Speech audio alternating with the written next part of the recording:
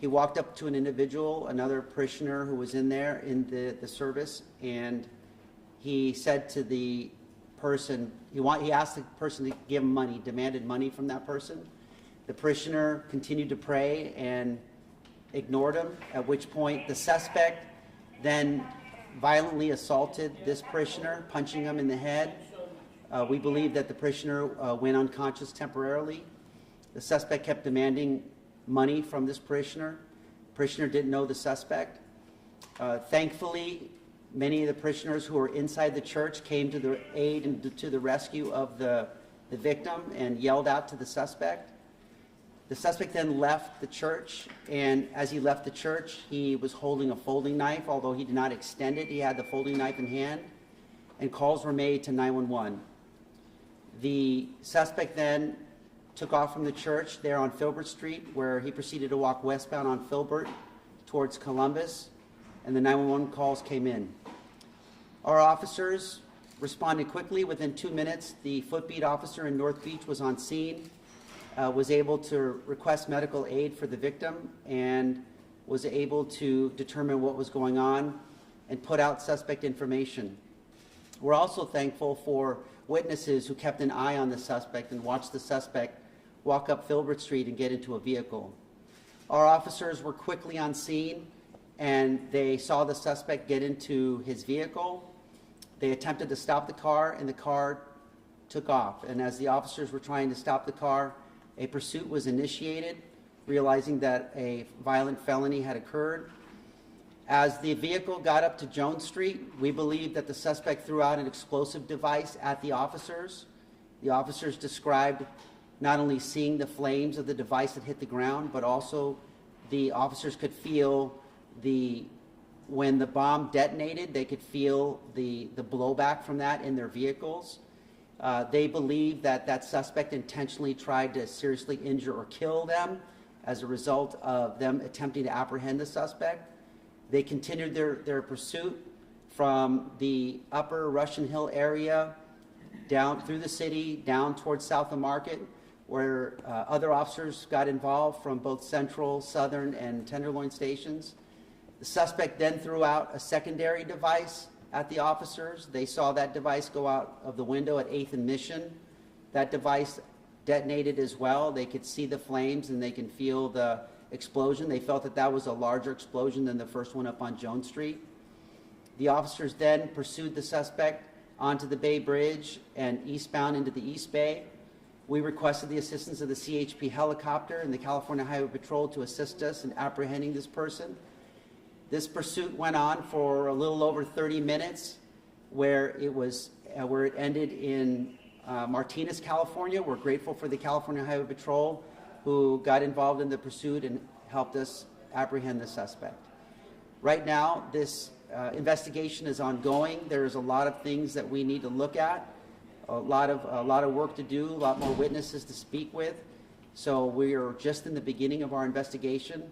I will end by saying that the officers did a heroic job. They were faced with serious danger. They realized that a bomb had exploded, and they still continued to pursue the suspect, which is an example of what our officers do every day in San Francisco. They're out there to help people. They're out there to apprehend violent suspects. And there's a lot going on in this world right now, and we all have to be vigilant, and San Francisco saw a portion of that with this violent incident yesterday. Chief, what can you tell us about the suspect? You have him in custody. Are you releasing a name? Is he known to San Francisco police? We are not releasing his name at this time. We plan on releasing his name today, but right now we're right in the middle of one portion of the investigation, and we're going to hold on to the name until later. Can you say an age or a description, and is he known to police? So he's a Hispanic male, and he's in his early 40s, and he's not known to us, but we are looking into his background and his history. Is he a resident of San Francisco, and has he faced charges from other institutions, perhaps federal? So we're not going to talk much about the history of the suspect right now. He's not a resident of San Francisco, and we will, as soon as we can give you his name and information, we definitely will. Are you working with ATF or any other federal agency since there were explosives that were used in this? Yeah, we would like to thank our partners of the ATF. We got a hold of the ATF right away. They responded. They've been with us ever since this incident has occurred. As you can imagine, our investigators, along with the ATF, have been working overnight on this case, and we're very thankful for our federal partners. Were you able to determine a motive, and were there any more explosives in the car that was arrested? Okay, I can't really talk about the car at this point or anything else besides the 2 explosives that the suspect threw out of his vehicle. And as far as motive, we are still determining what this is all about. So you can't say if there were more explosives in the car? Not at this time. Do you know if a search has been conducted at the suspect's home or residence, and if there are concerns about more explosives at that residence? This investigation is ongoing. Of course, we're always concerned about secondary devices and what people possess. We will have more information about what we discover at some point, but right now we're not talking any further beyond what I've already described today. Would you say they're bomb type explosives? I would say they are, without getting into the specifics of the type of explosive, they were explosives. A bomb went off, and a bomb went off twice. We'll take one more question. Just wondered, we have heard that he might have been under the illusion he was playing a video game throughout this whole chase. Can you say any more about that? Yeah, we're not releasing any statements the suspect may have made or anything else regarding this case. We definitely want to share with you what we can, but at this point, we don't want to compromise our case. All right, thank you, everyone. That's all for questions for now. As Chief Lazar said, that's really all the information we give at the moment. We do anticipate releasing additional information, including the suspect's name, very shortly, probably within the next 30 minutes to an hour. We will send out a news release with that information. Again, I would like to thank everyone for coming out today. Our officers last night displayed true heroism in the face of great danger. And this is the kind of work our officers do every day to protect the residents and visitors of our fine city.